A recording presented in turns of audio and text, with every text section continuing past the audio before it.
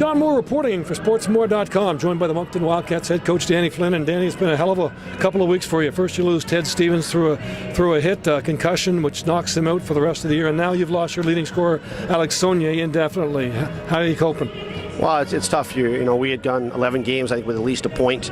We finally got our lineup, back to full strength after a lot of injuries this year, and I thought we were really starting to put a push for the playoffs. You lose your top two centers, it would take a chunk out of any team. I understand that after the game in Bathurst, when Logier hit Stevens from behind, you were as distraught as you've been in your 30 years of coaching? Well, it was not just that. It was the nature of the game.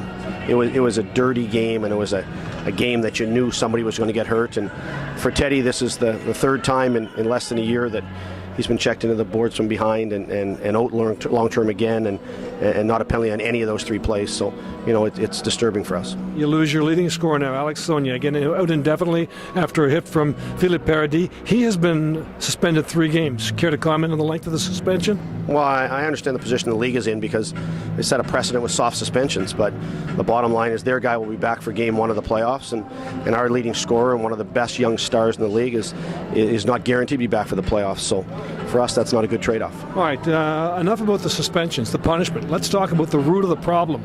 Well, the big picture here. How do we clean this up, Dan? Yeah, it's not going to be easy because the first thing is you can't compare Major Junior Hockey to the National Hockey League. The National Hockey League's in the entertainment business.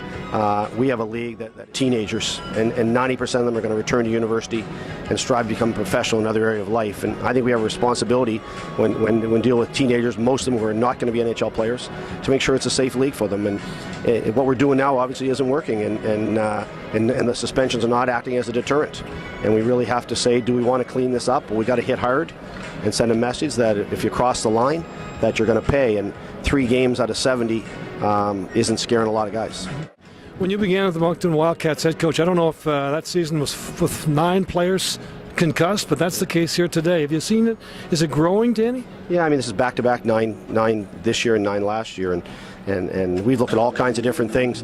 Do we play hard? Is it the equipment? Our practice, is it the board's too hard in Moncton, all those things.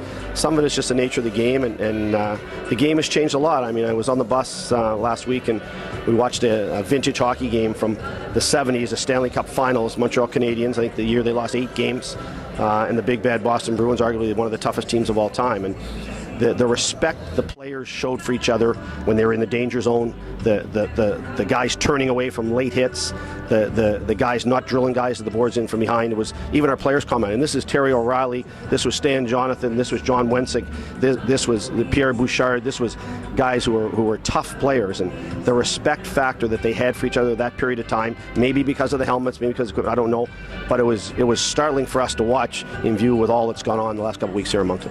Danny, thanks for your time here. Okay, thanks. Pleasure, John.